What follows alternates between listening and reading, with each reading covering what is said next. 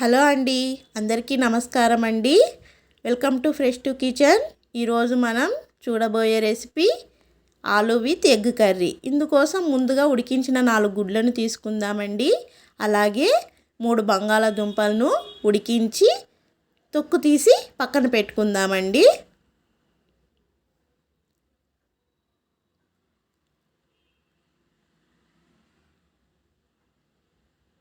తర్వాత కొంచెం ఎండు కొబ్బరి ముక్కలు తీసుకుందామండి. అలాగే 4 లవంగాలు, పిడికెడు కొత్తిమీర, ఒక వెల్లుల్లిని తుప్పట తీసి శుభ్రం చేసి పక్కన పెట్టుకుందామండి. తర్వాత మిక్సీ జార్లో ముందుగా ఎండు కొబ్బరి ముక్కలు వేసుకొని అలాగే లవంగాలను కూడా వేసుకుని కొంచెం వాటర్ యాడ్ చేసుకుని మెత్తగా గ్రైండ్ చేసుకుందామండి.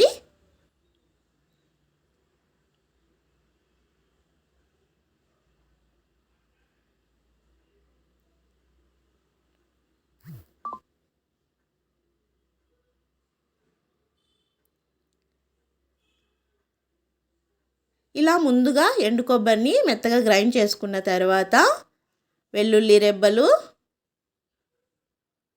కొత్తిమీరను వేసి మరోసారి మెత్తగా గ్రైండ్ చేసుకుందామండి.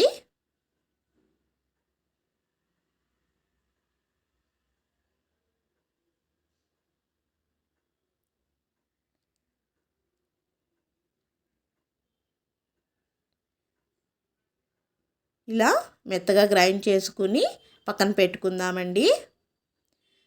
తర్వాత స్టవ్ ఆన్ చేసుకుని స్టవ్ మీద ఒక కడాయి పెట్టుకుందామండి. కడాయి కొంచెం హీట్ అయిన తర్వాత 5 టేబుల్ స్పూన్ల కుకింగ్ ఆయిల్ యాడ్ చేసుకుందామండి.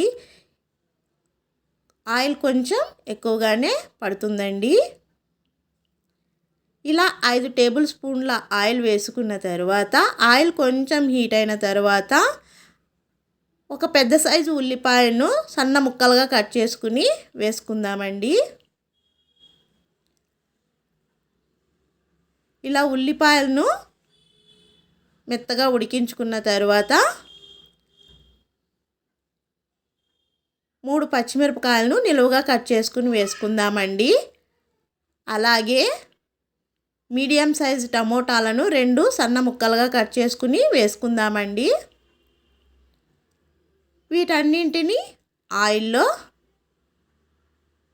5 నిమిషాల పాటు కడాయికి మూత పెట్టి ఉడికించుకుందామండి. అలాగే స్టవ్ని సిమ్లో పెట్టుకోవాలండి. ఇలా స్టవ్ని సిమ్లో పెట్టుకుని టమోటా ముక్కలను ఉడికించుకున్న తర్వాత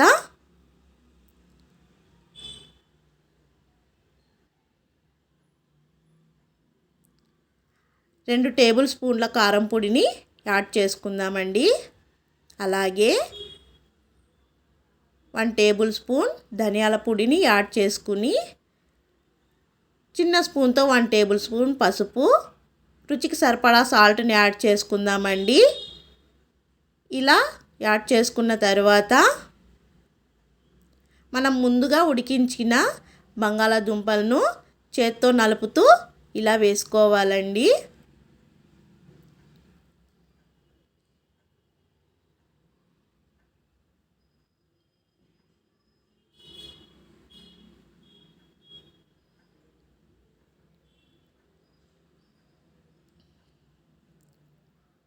ఇలా బంగాళాదుంపలను వేసుకున్న తర్వాత మసాలా ఆలూకి బాగా పట్టే విధంగా స్పూన్తో ఒకసారి బాగా కలుపుకోవాలండి.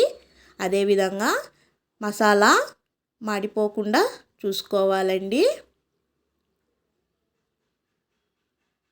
చూడండి, ఇలా చూపించిన విధంగా స్పూన్తో ఒకసారి బాగా కలుపుకుని మనం ముందుగా గ్రైండ్ చేసి పెట్టుకున్న కొబ్బరి పేస్టును యాడ్ చేసుకుందామండి.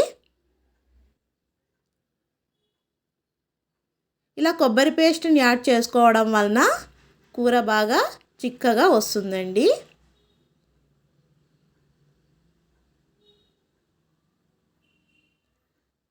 ఇలా కొబ్బరి పేస్టు బంగాళాదుంపలకు బాగా పట్టేటట్టు ఒకసారి కలుపుకొని కడాయికి మూత పెట్టి 5 నిమిషాల పాటు ఉడికించుకోవాలండి.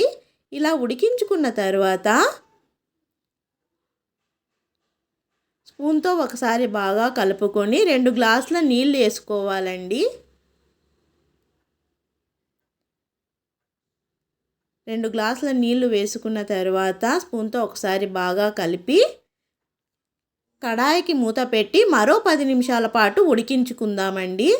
చూడండి, 10 నిమిషాల తర్వాత ఆయిల్ అంతా పైకి బాగా వచ్చింది కదా, కూర బాగా ఉడికిందండి. తర్వాత మనం ముందుగా ఉడికించి పెట్టుకున్న కోడిగుడ్డును ఘాట్లు పెట్టుకుని వేసుకుందామండి.